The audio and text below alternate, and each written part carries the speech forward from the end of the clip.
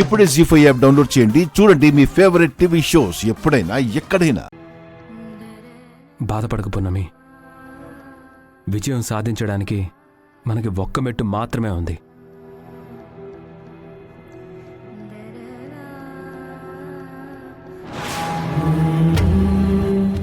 అమ్మ దండాలమ్మా, అమ్మ దండాలమ్మా.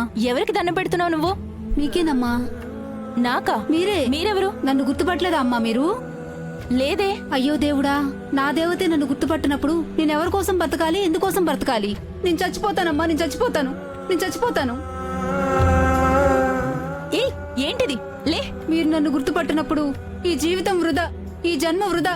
నేను చచ్చిపోతానమ్మా, నేను చచ్చిపోతాను. ఆగు, గుర్తు లేకపోతే చచ్చిపోతావా? నువ్వెవరో చెప్పి గుర్తు చేయొచ్చు కదా. అలాగే సార్. నీ ప్రాణం కాపాడానా? నేనా? అవునమ్మా. ఆ రోజు నేను తిరణాలకని వెళుతుంటే మీరు కారులో స్పీడ్గా వస్తున్నారు.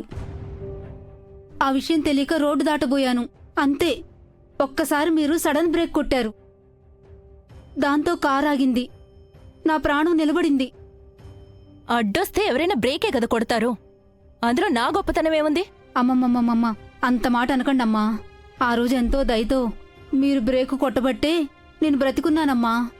అలా మీలాగా బ్రేక్ కొట్టేవాళ్ళు లేక ఎంతోమంది ప్రమాదాల్లో చచ్చిపోతున్నారు తెలుసా అమ్మా? నిజమే, ఒక్క నిమిషం బ్రేక్ కొట్టడం లేట్ అయి ఉన్నా ఆవిడ చచ్చిపోయి ఉండేది పాపం. అందుకే కృతజ్ఞతతో వచ్చుంటుంది పాపం.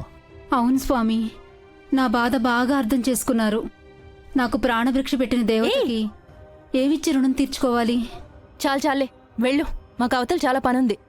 అలాగే తల్లి, నువ్వు నిండు నూరేళ్లు చల్లగా ఉండాలి. వెళ్ళు.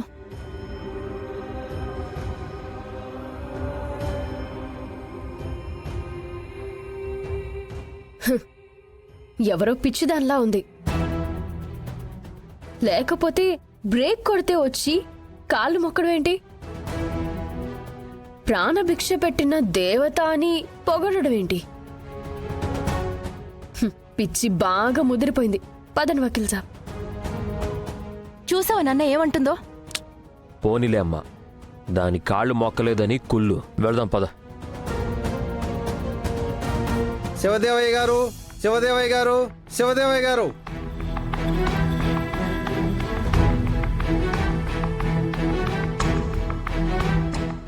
నమస్కారం జడ్జి గారు.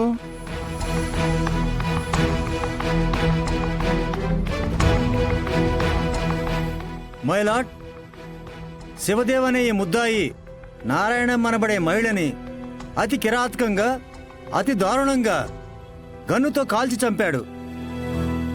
లేదు జడ్జి గారు, నేనేం చేయలేదు. దీనికి సంబంధించిన సాక్ష్యాలు ఇంతకు పూర్వమే కోర్టు వారికి సమర్పించారు. అవన్నీ తప్పు. దయచేసి కేసు పురాపరాలు పరిశీలించి ఈ నేరస్తుడికి తగిన శిక్ష విధించవలసిందిగా కోర్టు వారిని కోరుతున్నాను మిలాద్. Objection your honour.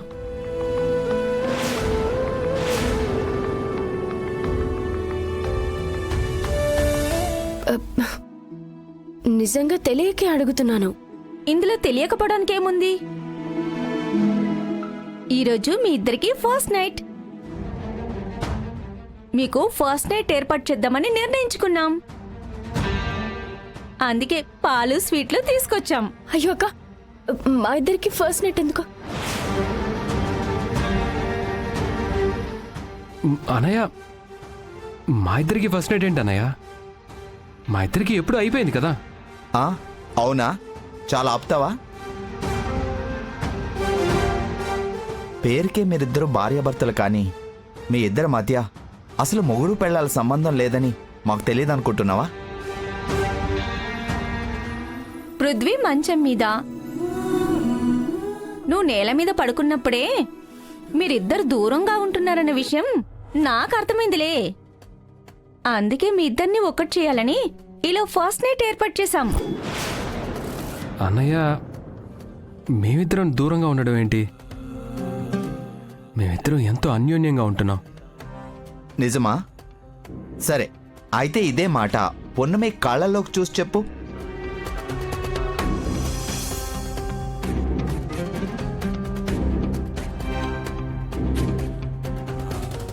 ఆగిపోయావేంట్రా? పున్నమి కళ్ళల్లోకి చూసి అబద్ధం చెప్పలేకపోతున్నావు కదా? ఇంకా ఎన్ని రోజులని నిజాన్ని దాస్తావు? ఇప్పటిదాకా మీరు పోగొట్టుకున్నది చాలు. ఇకనైనా హ్యాపీగా ఉండండి. నువ్వు చెప్పింది నిజమే అన్నయ్య. పున్నమికి దూరంగా ఉంటూ చాలా కోల్పోయాను. ఇంకా దూరంగా ఉండడానికి ఏమాత్రం సిద్ధంగా లేను.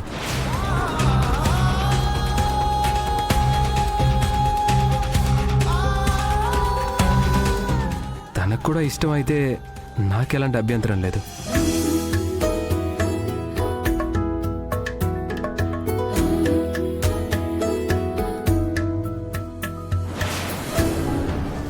ఏంటే ఇక్కడేం చేస్తున్నావు?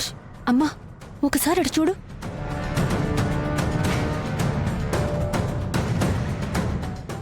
ఏంటి వాళ్ళిద్దరూ ఒకరినొకరు చూసుకుంటూ అలా సిగ్గుపడుతున్నారు? ఫస్ట్ నైట్ అయితే సిగ్గుపడ్రా? హా? ఫస్ట్ నైటా? అవునమ్మా. భాగ్యం ఉన్న చోట ఉండకుండా మీరిద్దరూ దూరంగా ఉంటున్నారు. నాకు తెలుసు, ఎప్పటికైనా మీరిద్దరూ కలిసిపోండి, ఫస్ట్ నైట్ చేసుకోండి, గంపెడి పిల్లల్ని కనివ్వండని ఉచిత సలహాలిస్తుంది. దాంతో జరగబోయే ఫస్ట్ నైట్ తలుచుకొని ఇద్దరూ తెగ సిగ్గుపడిపోతున్నారు. ఓర్ నాయనో, వీళ్ళిద్దరూ ఒకటవ్వలేదు, ఎడమొహం పెడమొహంగా ఉంటున్నారు, ఇక జీవితంలో వీళ్ళిద్దరూ కలుసుకోరు అనుకొని ఈ భాగ్యం ఇంత పని చేస్తుందా? సరే, నేనుండగా వీళ్ళిద్దరికీ ఒకటయ్యే రోజు రానివ్వను.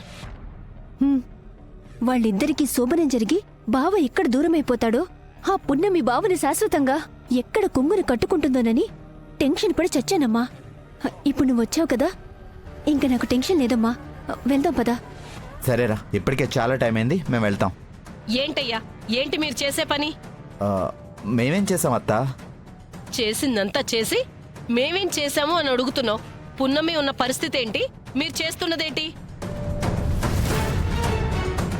కన్న తండ్రి అన్ని కష్టాలు పడుతుంటే నువ్వేమో జాలీగా జీవితాన్ని గడిపేయడానికి సిద్ధపడిపోతున్నావు.